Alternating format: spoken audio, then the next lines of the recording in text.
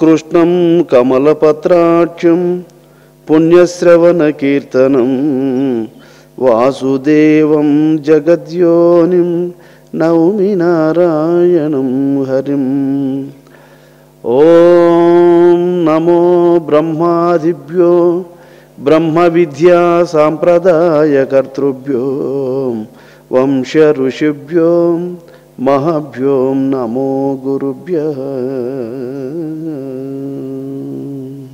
తల్లి నిన్ను తలంచి పుస్తకము చేతన్బూనితిన్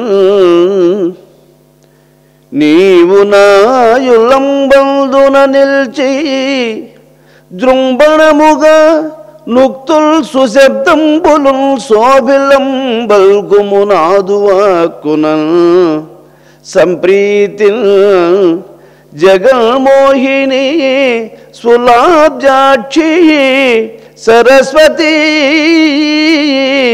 భగవతి భారతి పూర్ణేందు బింబనన.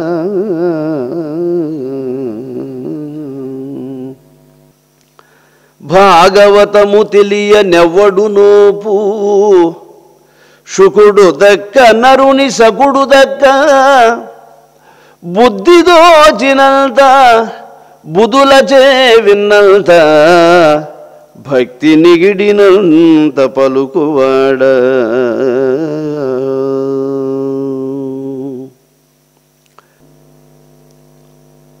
సర్వలోక పూజ్యుడైనటువంటి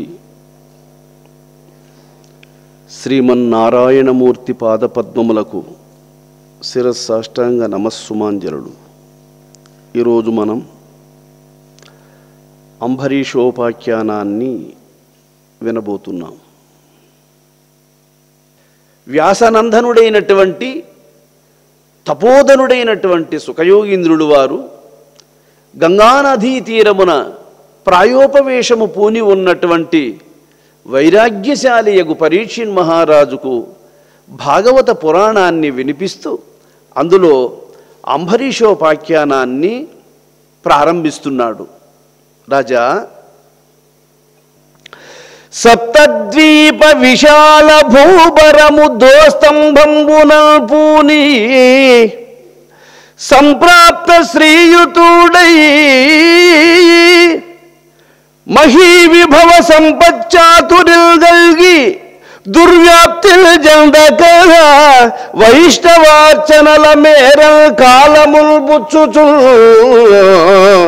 సుప్తిల్ బొందక యొప్పెల్ల సద్గుణ గరిష్ఠుడంబరీషుండిలం.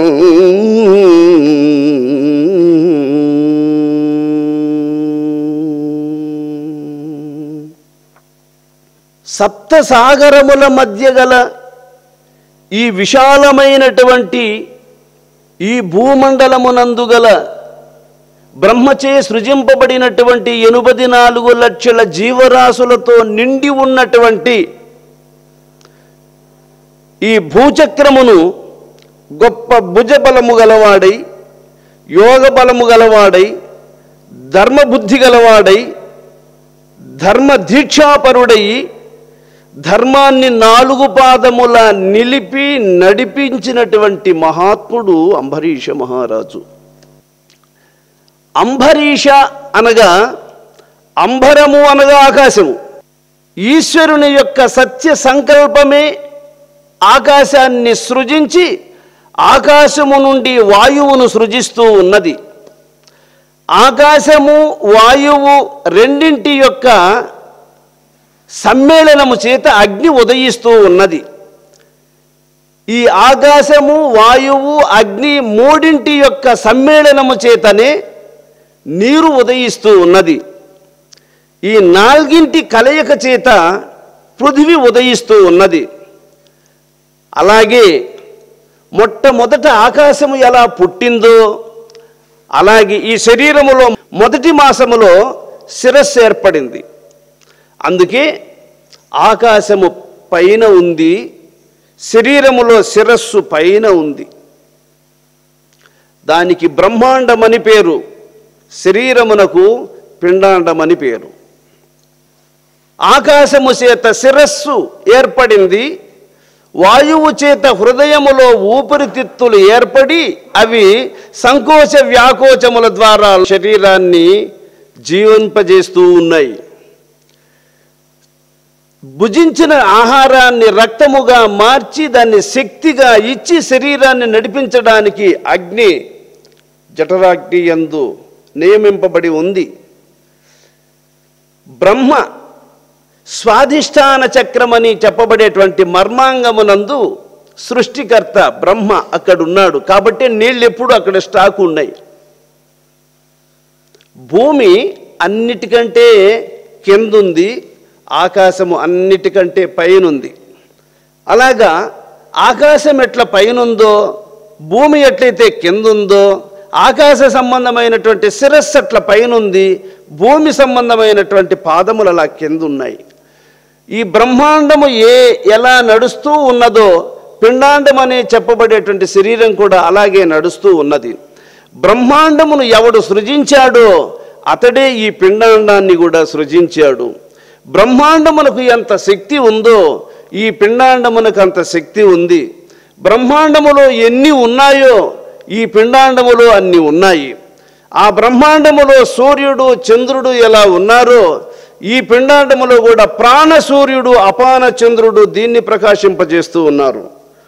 ఆ బ్రహ్మాండమునకు పగలు సూర్యుడు రాత్రి చంద్రుడు ఎట్లా వెలుతునిస్తూ ఉన్నారో ఈ పిండాండమునకు కుడి కంటి యందు సూర్యుడు ఎడమ కంటి యందు చంద్రుడు దీనికి ప్రకాశాన్ని ఇచ్చి దీనికి ప్రపంచాన్ని చూపించి నడిపిస్తూ ఉన్నాడు. ఆ సూర్యచంద్రాదులిద్దరూ ఈ ప్రపంచాన్ని చూస్తూ ఉన్నారు. ఈ సూర్యచంద్రాదులిద్దరూ శరీరములో ఉండి ఈ ప్రపంచాన్ని చూస్తూ ఉన్నారు. ఆ సూర్యచంద్రులే ఆ బ్రహ్మాండమునకు దిక్కు, దీనిలో సూర్యచంద్రులే ఈ శరీరమునే పిండాండమునకు దిక్కు. ఈ రహస్యం ఎరిగిన వాడు అంబరీషుడు. ఈ సృష్టిలో నేనెట్టయితే పంచభూతాలతో ఏర్పడినానో ప్రతి చీమ దోమ కూడా ఆ పంచభూతాల చేతనే ఏర్పడినాయి.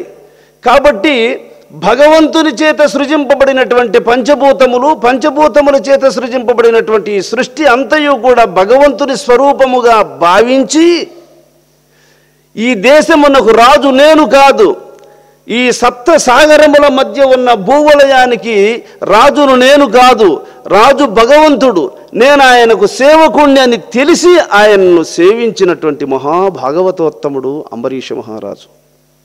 సప్త సముద్రముల మధ్య ఉన్నటువంటి భూచక్రము అని చెప్పాడు. ఆదివారము, సోమవారము, మంగళవారము, బుధవారము, గురువారము, శుక్రవారము, శనివారం అనేటువంటి ఈ 7 రోజుల్లోనే అందరి జీవితాలు గడిచిపోతూ ఉన్నాయి.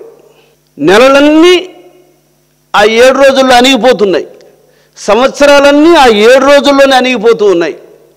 యుగాలన్నీ ఆ 7 రోజుల్లోనే అణిగిపోతున్నాయి.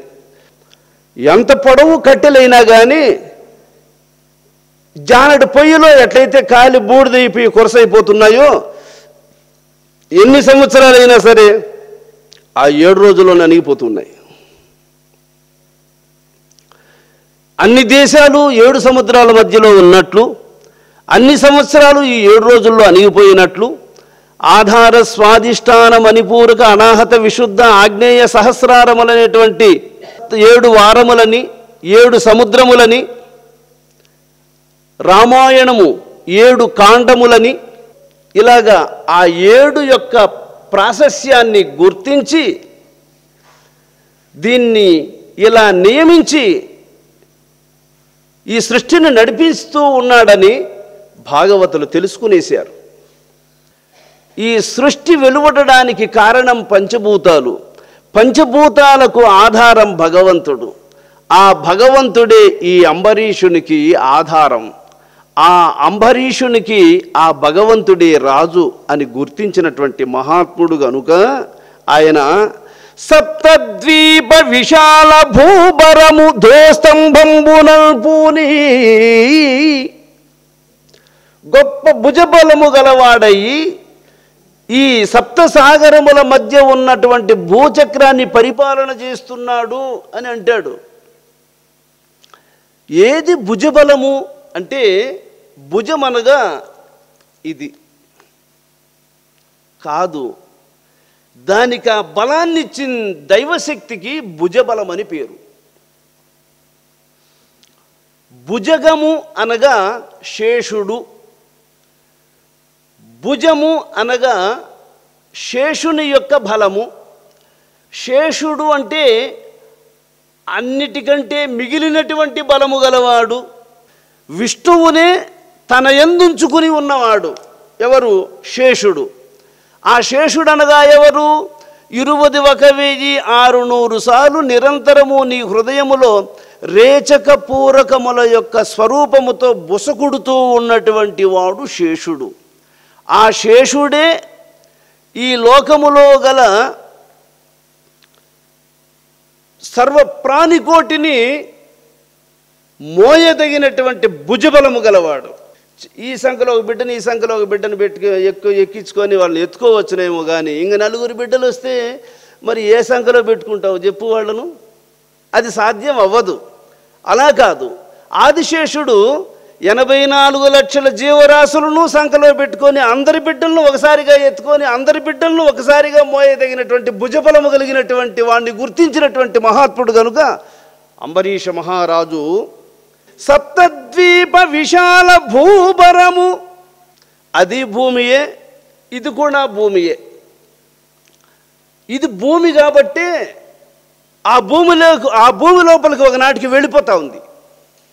దీనిని నడిపించేది ఆకాశానికి ఏది ఆధారమో ఆ ఈశ్వరుని యొక్క స్వరూపము దీంట్లో ఉండి మాట్లాడుతూ ఉంది. ఇప్పుడు మాట్లాడుతూ ఉందే అది పరమేశ్వరుని యొక్క స్వరూపము.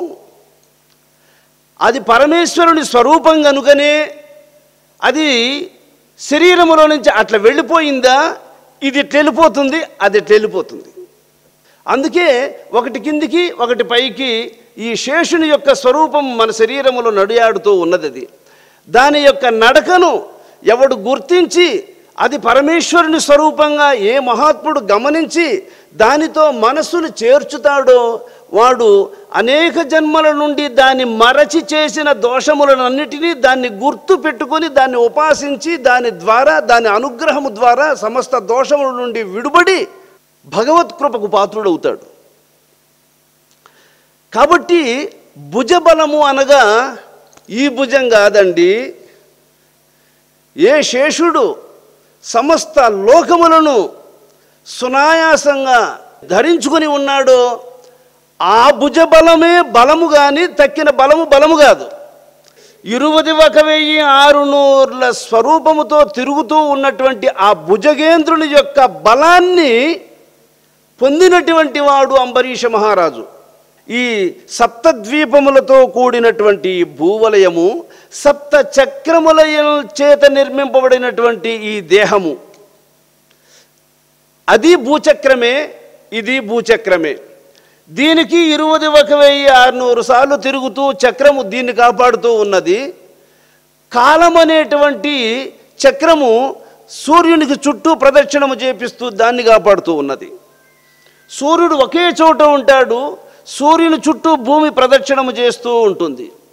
అట్లాగా సూర్యునికి ఈ భూమి ఎలా ప్రదక్షిణము చేస్తూ ఉన్నదో దీనిలో ఉన్నటువంటి యొక్క సూర్యునికి ఈ శరీరము కూడా అలా ప్రదక్షిణము చేస్తూ ఉంది. అంటే అర్థం ఏంటంటే శరీరము తిరుగుతూ ఉంది కానీ దీని లోపల ఉండే సూర్యుడు తిరుగుటలేదు. తూర్పున సూర్యుడు ఉదయించినట్టు మనకు అనిపిస్తుంది కానీ నిజంగా సూర్యుడు హస్తాద్రికి పోవడం లేదు, అక్కడి నుంచి మళ్ళీ ఉదయాద్రికి రావడం లేదు. సూర్యుడు ఒకే చోట ఉన్నాడు, భూమే తిరుగుతూ ఉన్నది. అలాగా ఎవని యొక్క అనుగ్రహ శక్తి, ఎవని భుజబలము ఈ అనంతమైనటువంటి సృష్టిని నడిపిస్తూ ఉన్నదో ఆ భుజగేంద్ర శయనుడే ఈ శరీరాన్ని కూడా నడిపిస్తూ ఉన్నాడన్న సత్యాన్ని గ్రహించి ఆ శక్తితో కలుసుకొని ఈ శరీరములో 21,600 సార్లు తిరుగుతూ ఉండాది చక్రము. ఆ చక్రమే విష్ణుదేవుని చేత త్రిప్పబడుతూ ఉన్నటువంటి చక్రము. అది ఏ కాలమనే చక్రము. ఆ చక్రమే అంబరీషుణ్ణి రక్షించినటువంటి చక్రము. ఆ చక్రమే దుష్టులను దండించదగినటువంటి చక్రము. ఆ చక్రమే భక్తులకు దిక్కైనటువంటి యొక్క చక్రము. ఆ చక్రమే సృష్టిని అంతటినీ రక్షిస్తూ ఎక్కడ ఏ మారుమూలలో ఉన్నటువంటి జీవులనైనా సరే ఆర్తితో భగవంతుని ప్రార్థిస్తే అప్పటికప్పుడే అక్కడే ఉండి రక్షించదగినటువంటి విష్ణు స్వరూపమైనటువంటి చక్రం అదియే. ఆ చక్రమే ఈరోజు అంబరీష మహారాజును కూడా రక్షిస్తుంది, దూర్వాసుని శిక్షిస్తుంది. ఆ యొక్క చక్రము భగవంతుని యొక్క స్వరూపం అనే విషయాన్ని వెలికి తీసి ఈ సృష్టికి దాని యొక్క మహిమను తెలియజేసినటువంటి యొక్క మహితాత్ముడు అంబరీష మహారాజు. కనుక ఆయన ఈ సప్త సాగరముల మధ్య గల ఈ భూమిని, సప్త చక్రముల చేత నడిపింపబడే ఈ దేహమును, ఆ భూచక్రమునకు ఎవడు కారణభూతుడో దేహం అనేటువంటి రథానికి కూడా ఆయనే చక్రమై దీన్ని నడిపిస్తూ ఉన్నాడన్న విషయాన్ని గుర్తించినటువంటి ఆ అంబరీష మహారాజు సప్తద్వీప విశాల భూభరము దోస్తంభంబునల్పూని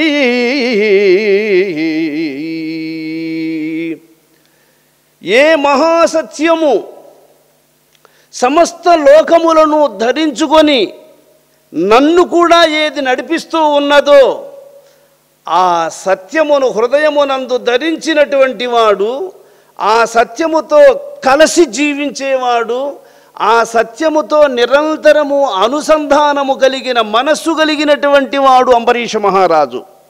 సంప్రాప్త శ్రీయుతుడై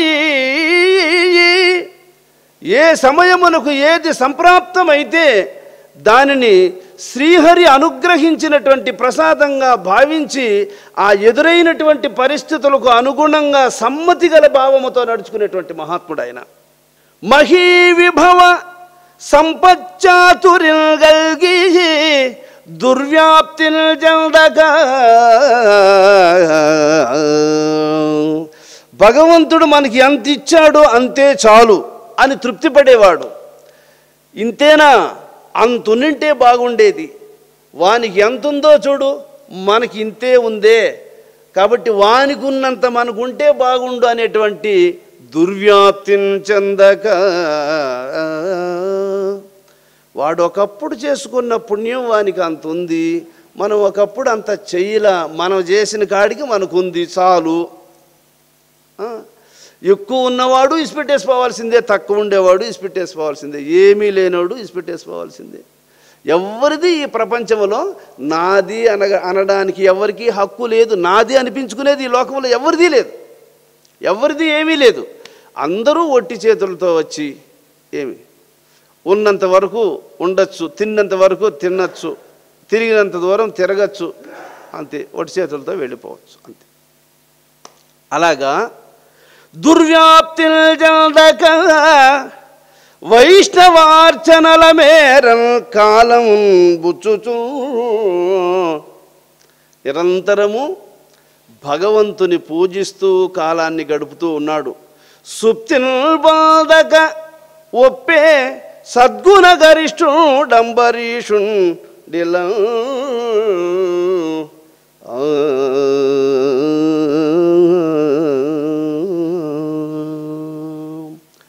సుషుప్తి అంటే నిద్ర. షుప్తిన్ పొందగా నిద్ర లేకుండా, నిద్రపోకుండా భగవత్కృపకు పాత్రమైనది మనలో ఏదో తెలుసా? తారకము సూటిరుగవలెనన్నా సద్గురుని కృపచే తారతమ్యము తరచిగనుమన్నా మరపు తెరపనకుండ జాగ్రత్త నిరతమును స్వప్న సుషుప్తిలో అరమరలు లేకుండా ఎప్పుడు తరచుగను జీవాత్మ చదివేటి తారకము సూటెరుగవలెనన్నా సద్గురుని కృపచే తారతమ్యము తరచిగనుమన్నా మరపు తెరపనకుండ జాగ్రత్త నిరతమును స్వప్న సుషుప్తిలో అరమరలు లేకుండా ఎప్పుడు తరచుగను జీవాత్మ చదివేటి తారకము సూటెరుగవలెనన్నా సద్గురుని కృపచే తారతమ్యము తరచిగనుమన్నా. మరపు తెరపనకుండ జాగ్రత్త నిరతమును స్వప్న సుషుప్తిలో అరమరలు లేకుండా ఎప్పుడు తరచుగను జీవాత్మ చదివెట్టి. స్వప్నము లేదు, నిద్ర లేదు, ప్రత్యేకించి గుర్తింపదగిన మెలకువ లేదు. అందువల్ల దానికి స్వప్న సుషుప్తి జాగ్రత్తలు అనేటువంటి త్రివిధ అవస్థలతో అనుబంధము లేకుండా ఈ శరీరములోనే ఉండి దీన్ని రక్షిస్తూ ఉన్నటువంటి సత్యము ఎలా ఉన్నదో ఆ స్థితిని ఎరిగి అలాగా నిద్రకు గురి కాకుండా నిద్రను దాటి జాగ్రత్త అవస్థ, స్వప్నావస్థ, సుషుప్తి అవస్థ అనేటువంటి త్రివిధ అవస్థలను దాటి అవస్థాత్రయ సాక్షి అయినటువంటి యొక్క ఆత్మయందు మనసును నియమించిన మహానుభావుడైన అవస్థాత్రయ సాక్షి. ఈ మూడు అవస్థలను ఏది సాక్షిగా ఉండి దర్శిస్తూ ఉందో ఆ సత్యాన్ని గుర్తించినటువంటి మహాత్ముడు గనుక సుప్తిల్ బంధకయొప్పెల్ సద్గుణ గరిష్ఠుండు అంబరీషుండిలన్.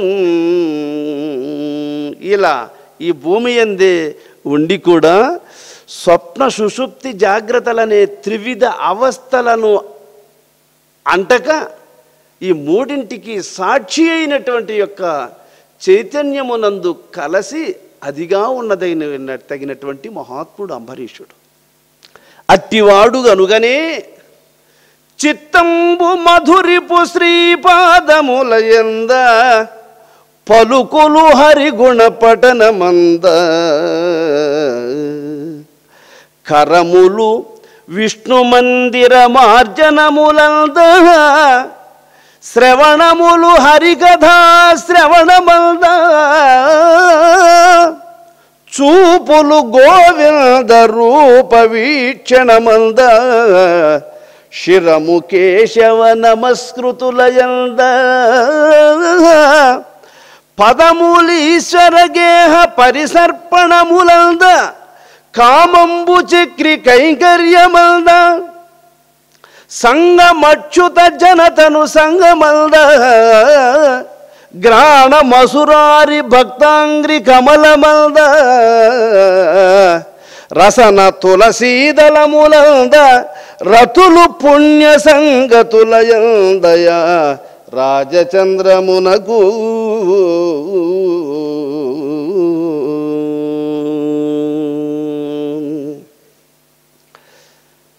భగవద్ అనుభూతిని మరులుకొని ఉన్నటువంటి మనస్సు కలిగిన మహితాత్ముడైన ఆయన మనస్సు ఎప్పుడు ఎక్కడ ఉంది అంటే శ్రీపాదములయంద.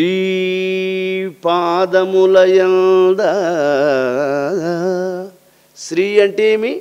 ష అనే అక్షరానికి శ్రీకారమై ఎలా ఉంటుందో సమస్త శుభములకు ఏది శ్రీకారము చుడుతూ ఉన్నదో బ్రహ్మ విద్యను అనుగ్రహించదగినది ఏదైతే ఉన్నదో ఆ బ్రహ్మ విద్యా స్వరూపిణి అయినటువంటి తారక మంత్ర స్వరూపుడైనటువంటి పరమాత్మ యందు పరమ ఆత్మ.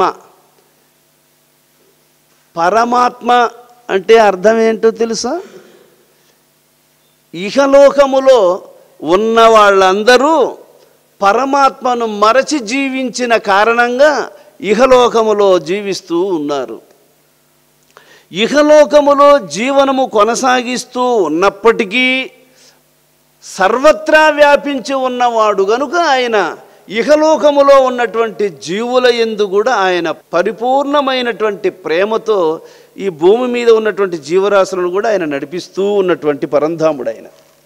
అందుకే మనమందరము కూడా ఆ నారాయణమూర్తిని భూలోకములో ఉండి కూడా ఆయన పాదపద్మాలను స్మరించవచ్చు, ఆయన స్వరూపాన్ని దర్శించవచ్చు, ఆయన గుణగణములను గానము చేయవచ్చు, వర్ణించవచ్చు, పూజించవచ్చు, స్మరించవచ్చు, ఆయనను హృదయములో బంధించి ఆయన స్వరూప సాక్షాత్కారమును పొందవచ్చు. ఇది ఒక దేవలోకములో ఉన్న వాళ్ళకే కాదు, ఆ అదృష్టము భూలోకములో ఉన్న వాళ్లకు కూడా ఆ భాగ్యాన్ని పొందే అవకాశం ఉంది. తెలుసుకోవడానికి కావలసింది శ్రద్ధ. శ్రద్ధ ఎవరికైతే ఉంటుందో అటువంటి వారు ఇహలోకములో ఈ శరీరం ఉండంగానే ఆ పరమేశ్వరుని తెలుసుకోవచ్చు. అందువల్ల ఆయన మనస్సును శ్రీపాదములయంద ఇది మనశ్శాంతిగా ఉండదలంచితే మనసును గురువు మనకిచ్చే ఉపదేశం ఏమిటి అంటే, మును కడపటి వాకిట నీవిప్పుడు మాట్లాడినట్టి పురుషుడే విష్ణువు. మును కడపటి వాకిట నీవిప్పుడు కని మాట్లాడినట్టి పురుషుడే విష్ణువు.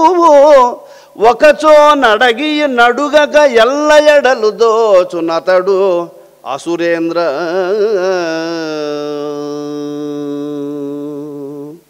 ఇది బలిచక్రవర్తి రావణాసురునికి చెప్పిన మాట. ఒక పెద్ద ఎత్తైనటువంటి సింహాసనం మీద బలిచక్రవర్తి కూర్చొని ఉన్నాడు. అక్కడికి పోయినాడు. అక్కడికి పోయి మీసం ఇట్ట మెలిపెట్టి రెట్ట ఇట్ట దట్టి నిలబడుకున్నాడట. ఎవరు? రావణాసురుడు.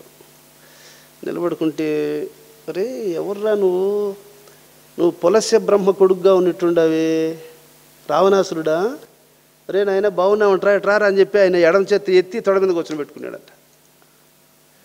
అరే బాగున్నావంటరా నువ్వు పులస్య బ్రహ్మ కొడుకు కదా, బాగున్నావని చెప్పి ఎడమ చేత రెట్ట పట్టుకొని ఎత్తుకొని తొడ మీద బిడ్డను కూర్చొని పెట్టుకున్నాడు తొడ మీద. ఇంక ఏం చేసేది, ఎట్లా ఎంత ఇంక యుద్ధం చేసేది? కొడుకుని కూర్చొని పెట్టుకున్నాడు ఎడమ చేత్తో. అంటే ఆయన బలం ఎంత, ఆయన స్వరూపం ఎంత, నేనెంత ఆలోచన చేసి, ఏం పనిగా వచ్చావు నాయనా, ఏదైనా పనిగా వచ్చి ఉంటే చెప్పురా, నీ పని చేసి పంపిస్తానని అడిగాడు.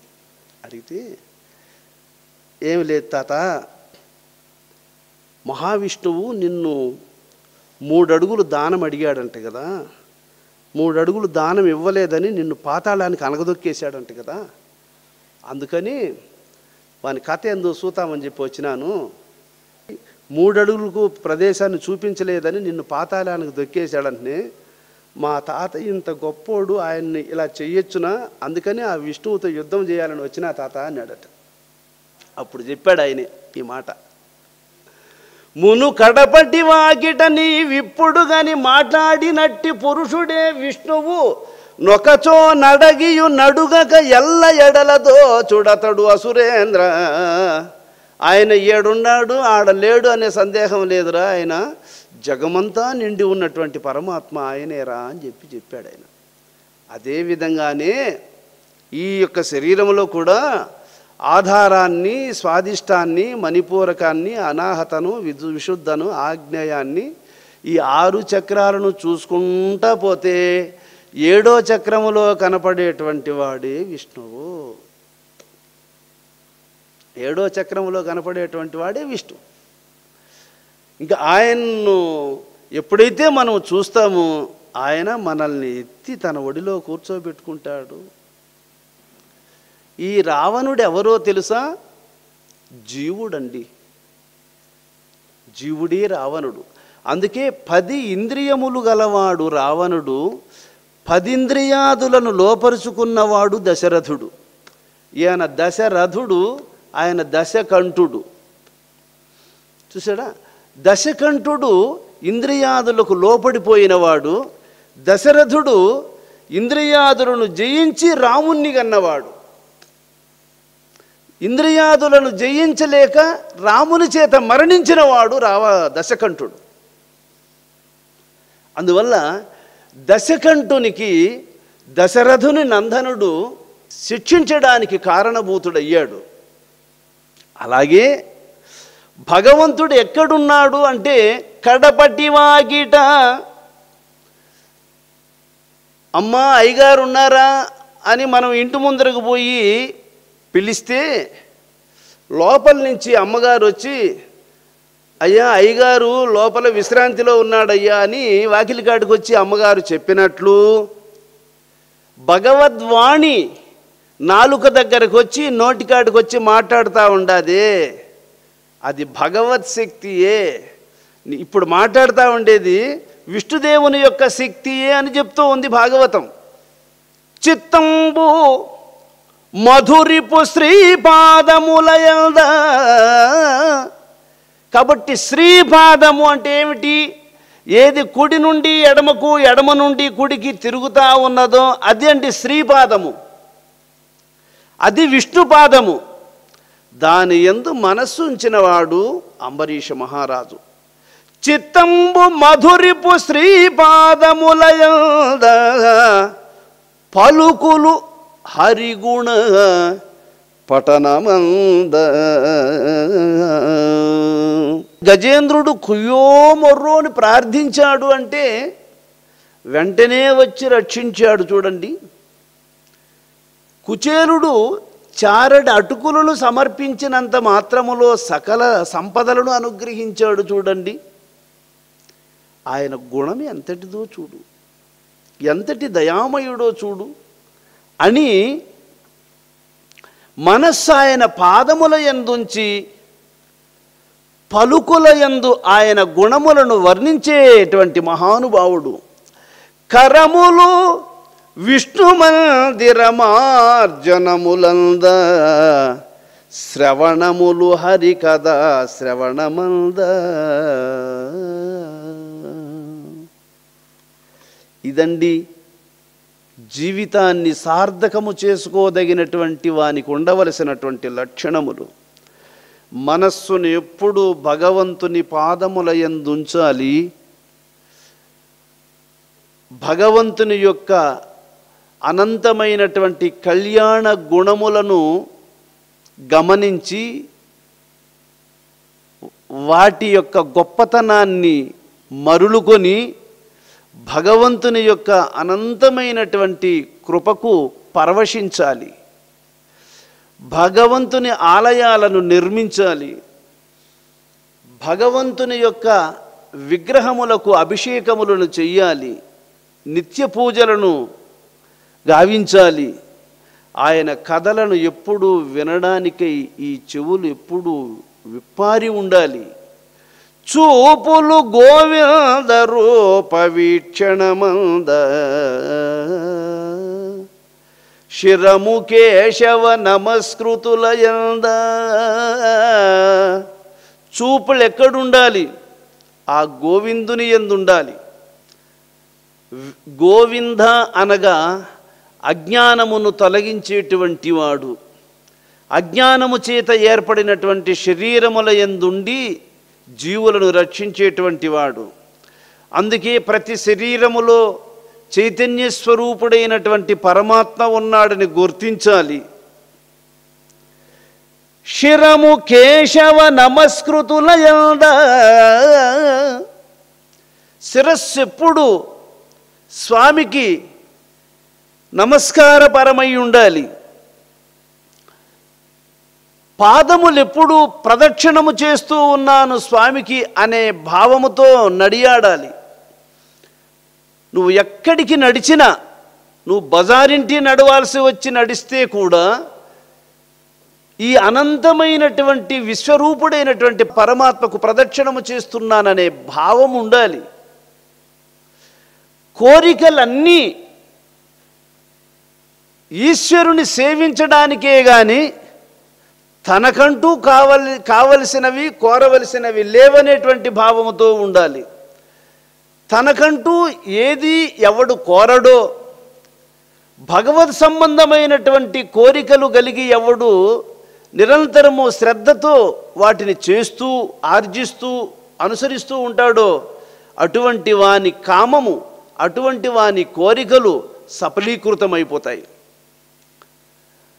సంగమచ్యుత జనతను సంగమంద. స్నేహం ఎవరితో చేయాలి అంటే నిష్కాపట్యమైనటువంటి బుద్ధితో భగవంతుని పాదపద్మములను ఆశ్రయించి జీవిస్తూ ఉండేటువంటి మహాత్ములతోనే స్నేహం చెయ్యాలి. స్నేహం అంటే స్నేహమునకు అర్హత గల వాళ్ళు వాళ్ళే. స్నేహము చెయ్యాలి అంటే దాని విలువనెరిగిన వాళ్ళు వాళ్ళే. వారితో స్నేహము చేస్తే భగవంతునితో కలుసుకోవడం సులభం. ప్రతి శ్వాసను స్వామి పాదములకు అలంకరించినటువంటి తులసీ దళముల యొక్క సువాసనను పీల్చుకుంటూ ఉన్నట్లుగా భావన చేసి శ్వాసను పీల్చుకోవాలి. రతులు పుణ్య సంగతులయంద ఆ రాజచంద్రమునకు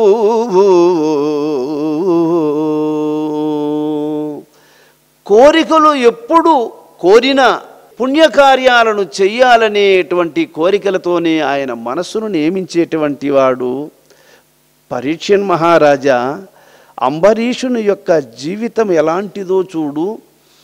ఆయన మనసును ఎప్పుడూ భగవంతుని పాదముల యందు నియమించడము కానీ, ఆయన పలుకుల యందు భగవంతుని వర్ణించడములో కానీ, ఆయన హస్తముల యందు నిరంతరము భగవద్దాసులకు నమస్కరించడము, భగవద్ ఆలయాలను నిర్మించడము, అభిషేకములు గావించడము, అలంకరణ చేయడము, ధూపదీప నైవేద్యములు చేయడానికై ఆ చేతులను వినియోగించడము కానీ, భగవంతుని యొక్క కథలను సదా వినడమునందు చెవులను నియమించడము కానీ, ఏ స్వరూపాన్ని దర్శించినా భగవత్ స్వరూపముగా దర్శించదగినటువంటి దృష్టి కలిగి ఉండడము కానీ, ఆయన తల వంచి నమస్కరించి ప్రతి స్వరూపానికి ఆయన తల వంచి నమస్కరించడములో కానీ, ఆయన భగవద్భక్తులతో స్నేహము చేయడము కానీ, ఆయన పీల్చుకునే ప్రతి శ్వాసను ఆయన భగవత్ స్వరూపము చేత రచింపబడినటువంటి కాలమనే చక్రము ఈ దేహాన్ని నడిపిస్తూ ఉన్నదన్న భావముతో గుర్తించి శ్వాసను పీల్చుకోవడం అయితేనేమి కానీ, ఇవి అందుగ్గా జన్మించిన వారయ్యా వాళ్ళు. వీళ్ళు కారణ జన్మలు. ఇటువంటి వాళ్ళు లోకములో అరుదుగా ఉంటారు.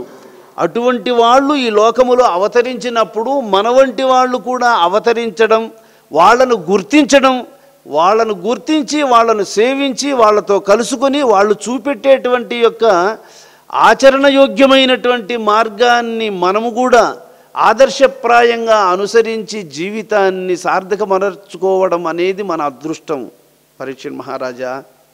అందుకే పరమ భాగవతులైనటువంటి పుణ్యాత్ములు ఈ లోకములో లభించరు. ఒకవేళ అదృష్టవశాత్తు అటువంటి వాళ్ళు ఈ లోకములో ఉంటే వాళ్ళను మనము మరువకూడదు, వాళ్లకు దూరం అవ్వకూడదు, వాళ్ళను వదలకూడదు. ఎందుకంటే భగవద్దాసులకు భగవంతునికి తేడా ఉండదు. భగవద్దాసులైనటువంటి పుణ్యాత్ముల దగ్గరకు మనము ఏ అరోకొరో జ్ఞానం ఉంటే కూడా చాలు, వాళ్ళ దగ్గరికి పోతే చిన్నగా వాళ్ళు 2 నిప్పులు ఉన్నటువంటి పొయ్యిలో కూడా సన్న పుల్లలు వేసి ఊపి రగిలించి కట్టెలు పెట్టి, కట్టెలు రగులుకున్నాక తుండ్లు పెట్టి ఎట్లయితే వాళ్ళు బడబాగ్నిగా దాన్ని అట్లా మారుస్తారో, అలాగా ఎంతో అంతో జ్ఞానం ఉంటే కూడా నీకు దాన్నే వాళ్ళు చిన్నగా దీన్ని ఊపుతా ఉండరా, రగులుకుంటుంది నైనా, దీన్ని ఊపుతా ఉండరా, దీన్ని ఊపుతా ఉండరా అని చెప్పి ఆ తారక మంత్రం అనేటువంటి నిప్పు ఒకటేసి ఈ గాలిని ఊపురా నువ్వు, అది రగులుకుంటుందని చెప్పి దీన్ని ఊపమని చెప్తాడు ఆయన. ఆ ఊపేటప్పటికి అది రగులుకుంటుంది. రగులుకునేసిందంటే మళ్ళీ ఏం ఊపాల్సిన బండ్లే, నువ్వు కట్లేస్తూ ఉంటే చాలు. రగులుకునేంతవరకే నువ్వు ఊపాల్సిందే. రగులుకునేసిందంటే మళ్ళీ కట్లు ఎక్కిస్తూ ఉంటే చాలు, అది కాలుతానే ఉంటుంది. కట్లు ఎక్కిస్తూ ఉంటే చాలు, కాలుతానే ఉంటుంది. అది అంతవరకే సాధన అనేటువంటిది అవసరం. దాని అంతటా అది రగులుకునేసిన తర్వాత నువ్వు అందిస్తూ ఉంటే చాలు, అది మండుకుంటూ ఉంటుంది. అది అలాగా భగవద్దాసులైనటువంటి పుణ్యాత్ములతో కొంత జ్ఞానం మనకుంటే కూడా వాళ్ళతో కలుసుకుంటే వాళ్ళు దాన్ని ప్రబలం చేస్తారు. ఆ కారణంగా మనము భగవంతుని దర్శించడానికి ఒక చిన్న పిల్లకాలువ సముద్రం దాకా పోవాలంటే దీనికి సత్తా చాలదు, ఆ ఇసుకలోనే ఎమిరిపోతుంది. ఒక మడుగు ఎదురుపడిందంటే దాంట్లో బడి నిలిచిపోతుంది, దాన్ని దాటుకోలేదు. అట్లాంటి పిల్లకాలువ సముద్రానికి పోవాలని అనుకునిందనుకో, ఒక పెద్ద నది గంగా నదితో పోయి కలుసుకునేసిందంటే అది ఈడ్చుకొని వెళ్ళిపోతుంది లాస్ట్ దాకా. చిన్న పిల్లకాలువ, నేను ఎవరితో కలుసుకోను, నేను ఒకదే స్పెషల్గా పోతా నేను సముద్రానికి అని అనుకుంటే నువ్వు ఇసుకలోనే ఎమిరిపోతావు అంతే. ఒక మడుగు ఎదురు పడితే ఆ మడుగులో పడిపోయి ఆనే నిలిచిపోతావు అంతే, నువ్వు దాటుకొని పోలేవు. ఒక పెద్ద గంగా నదితో కలుసుకునేసింది అనుకోని పిల్లకాలువ, అది ఈడ్చుకొని వెళ్ళిపోతుంది సముద్రం దాకా. అట్లాగా ఒక గంగానదితో సమానమైనటువంటి వాళ్ళు మహాత్ములు కాబట్టి అటువంటి మహాత్ములతో మురికాలువ కలుసుకున్నట్టు మనట్లా వాళ్ళు మీ కలుసుకుంటే కూడా వాళ్ళు లాక్కొని వెళ్ళిపోతారు. అట్లా కదా మనం ఈరోజు భగవంతుని పాదాల దగ్గర మనం కూర్చొని ఉన్నాము అంటే అది ఒక కేశవానంద యోగీంద్రుల వారి యొక్క అనుగ్రహం, వారి సేవా బలం, అది ఇంతటి వారిని చేస్తుంది మనల్ని. పరీక్ష మహారాజా, ఆ రాజు గురించి ఇంకా చెప్తా వినయ్యా. ఘన వైభవంబున కల్మషధూరుడై యజ్ఞేషు ఈషు నబ్జాక్షు గూర్చి మన శివశిష్టాది మునివల్లభులతోడ తగిలి సరస్వతీ తటమునందు మేధతో బహువాజి మేదంబుల నరిల్చే గణుతింబరాని దక్షిణలు వెట్టి సమలోష్టహేముడై సర్వకర్మంబులు హరిపరంబులుగాగ అవనియేలే. విష్ణు భక్తులందు విష్ణువునందు కలంక మెడల మనసు లంకెబెట్టి విహిత రాజ్య వృత్తి విడువని వాడునై అతడు రాజతపసి అనగనొప్పే.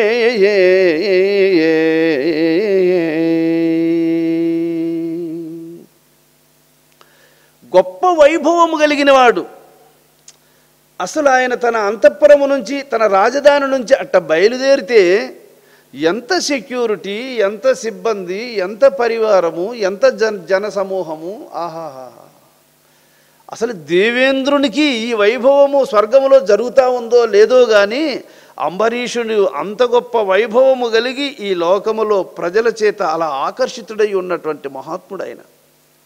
అయితే ఇంత వైభవము ఉన్నా కానీ ఎక్కడ అహంకారానికి లోపల చోటిచ్చేవాడు కాదయ్యా.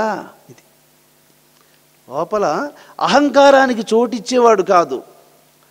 ఆ తామర పద్మముల వంటి కన్నులు కలిగినటువంటి ఆ ఈశ్వరుణ్ణి హృదయమునందు ధరించుకొని వశిష్ఠ మౌనీంద్రుల ద్వారా ఉపదేశాన్ని పొందిన మహాత్ముడయ్యా ఆయన. వశిష్ఠ మౌనీంద్రుల ద్వారా ఈ బ్రహ్మ విద్యను తెలుసుకున్న మహాత్ముడు. తన గురువును ముందుంచుకొని సరస్వతీ నదీ తీరములో అనేక అశ్వమేధ యాగములు, ఆ లెక్కలేనన్ని అశ్వమేధ యాగాలు చేసినటువంటి మహానుభావుడు. ఆయన చేసిన దానాలు ఎన్ని లక్షలు ఎన్ని కోట్లు దానం చేశాడంటే గణుతింబరాని దక్షిణలు పెట్టి లెక్క పెట్టలేనన్ని కోట్లు ధనాన్ని దానంగా సమర్పించేటువంటి మహాత్ముడు. ఇక బంగారును ఏ దృష్టితో చూస్తాడో మట్టిని ఆ దృష్టితో చూసేవాడు.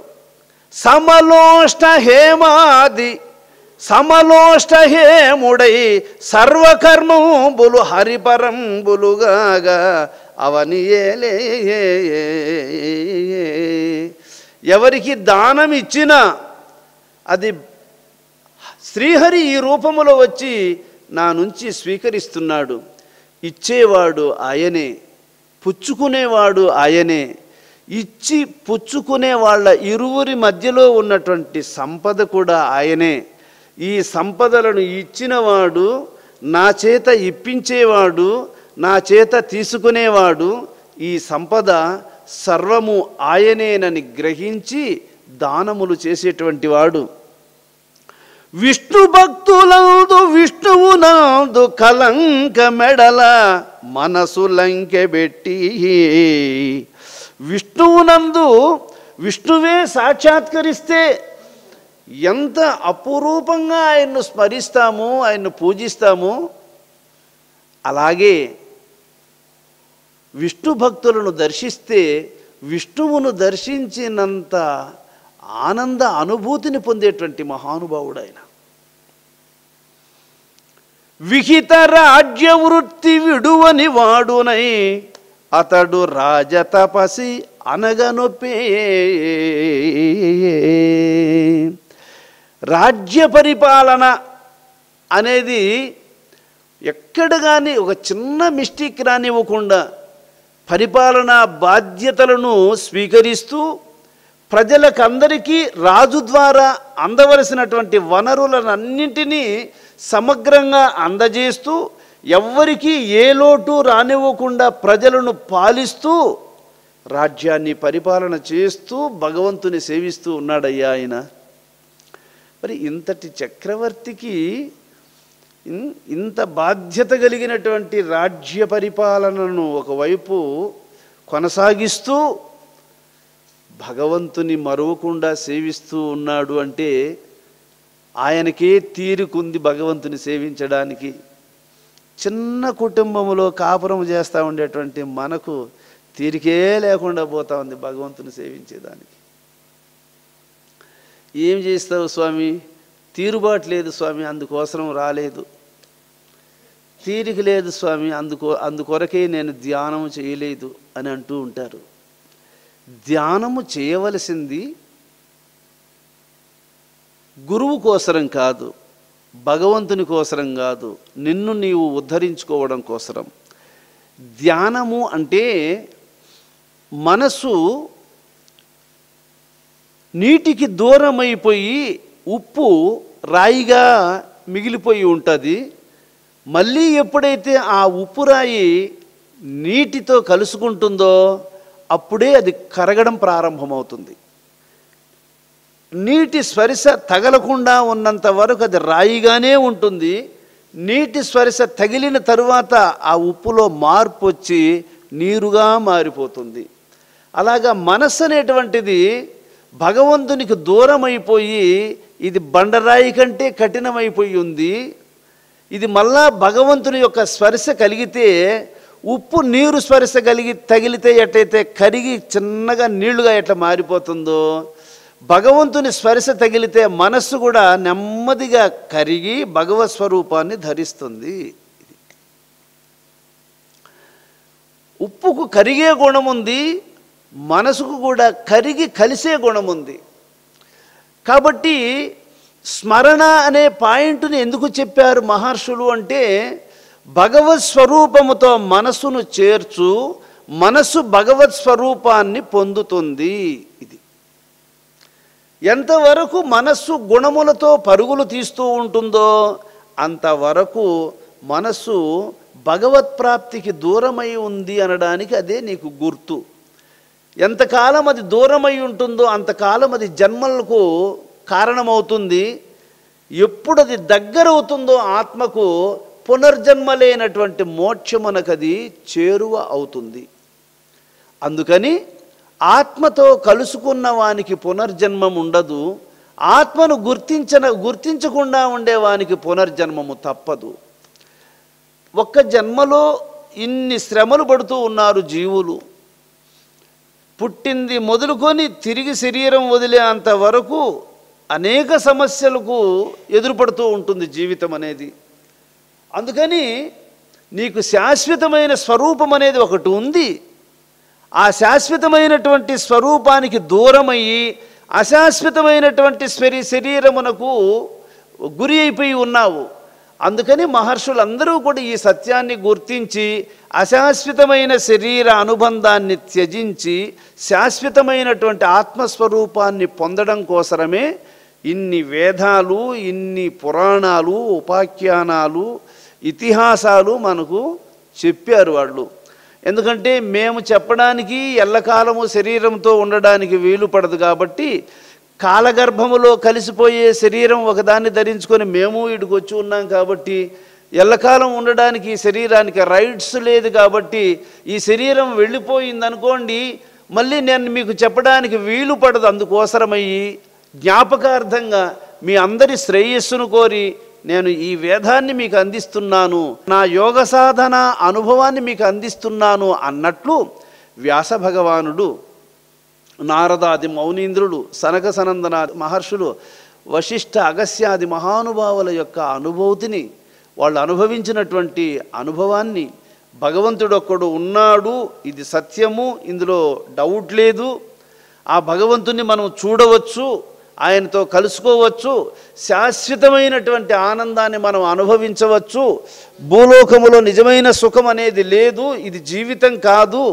ఆత్మను తెలుసుకున్న తరువాత కలిగేదే జీవిత అనుభవము, ఇది సత్యము అని వాళ్ళు అనుభవజ్ఞులైనటువంటి పెద్దలు వాళ్ళు చూసి చెప్పిన మాట.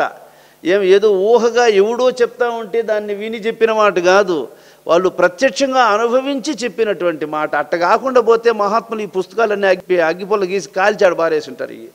ఈ తప్పుడు వేదాలు ఎందుకు రాయి, వాళ్ళు చెడింది కాక మన వాళ్ళందరినీ జడుస్తారని చెప్పి అగ్గిపొల్లు పెట్టి కాల్చేసి ఉంటారు ఈ వేదాలన్నింటినీ. అవి తప్పు కాదు, అది యథార్థం, అది సత్యం. అది హరి అని సంభావించును, హరి అని దర్శించు అంటూ నాగ్రాణించు,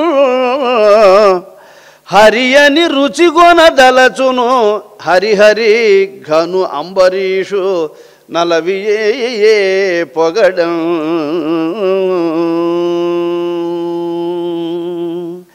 ఎవరితోనైనా సంభాషించాడా? శ్రీహరి సాక్షాత్కరించినప్పుడు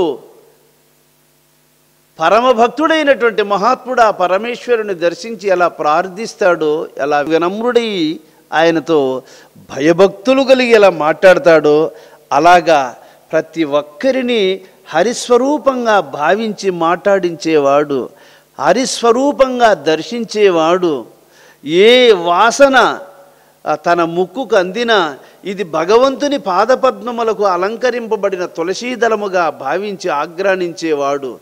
ఏ పదార్థాన్ని ఆయన భుజించినా ఔరా భగవంతుడు ఈ పదార్థమునందు ఆ మధురాన్ని ఎంత బాగా పెట్టాడు, నేను ఇష్టంగా భుజించడానికి, తృప్తిగా భుజించడానికి, తగినంత భుజించడానికి నేను ఇష్టపడాలి అంటే టేస్ట్ ఉంటేనే కదా ఇష్టపడతాను, టేస్ట్ ఉంటేనే కదా సంతోషంగా తింటాను, అది మధురంగా ఉంటేనే కదా కడుపు నిండి అంతా తినగలుగుతాము.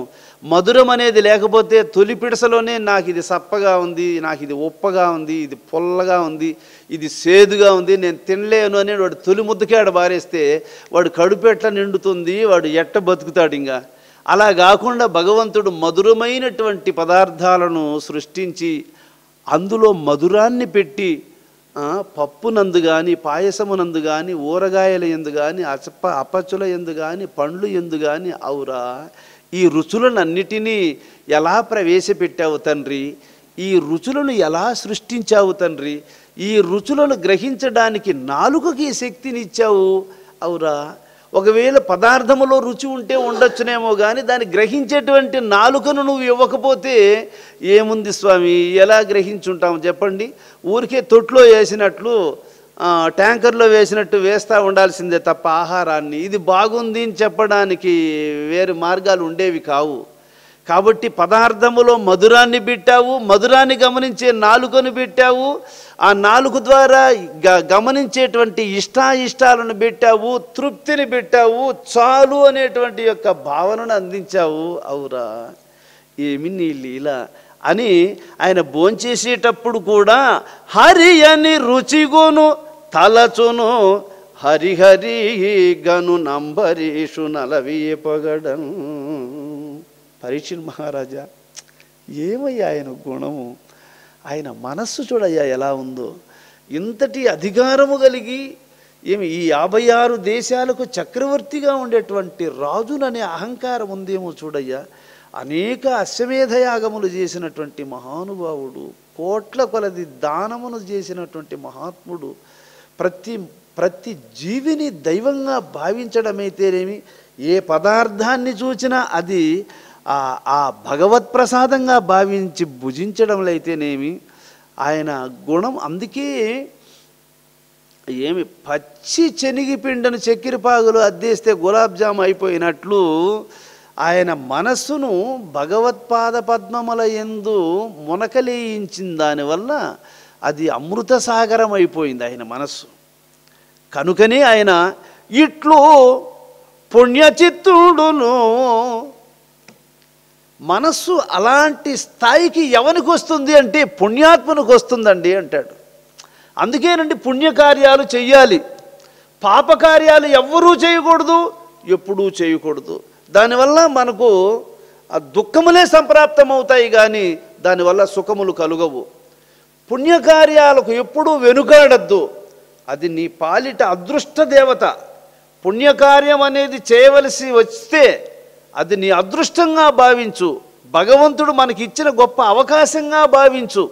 ఏది ఏమైనా సరే, ఎంత కష్టపడి అయినా సరే పుణ్యకార్యాలను వెనుదీయకుండా ఏమి భగవద్ ఆధార బుద్ధితో చెయ్యి. దానివల్ల నీకు గొప్ప శుభం జరుగుతుంది, గొప్ప సమస్యలు కూడా నీకు దూరం అయిపోతాయి. కనుక ఈరోజు అంబరీష మహారాజు యొక్క మనస్సు ఇంత మహోన్నతమైనటువంటి ఆనంద అనుభూతిని అనుభవిస్తూ ఉంది అంటే పుణ్యచిత్తుడును, పుణ్యాత్ముడయ్య ఆయన.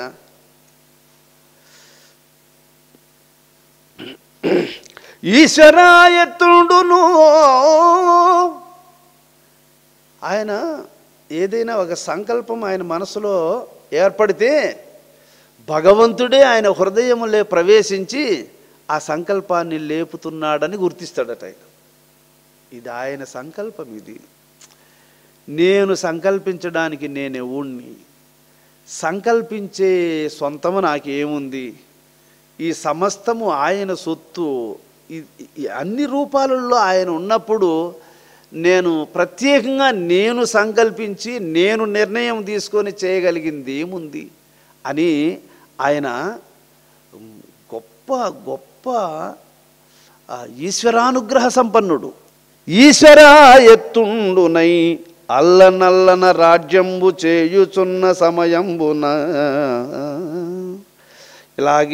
ఇలాంటి వృత్తితోనే ఆయన రాజ్య పరిపాలన చేస్తూ ఉన్నాడు.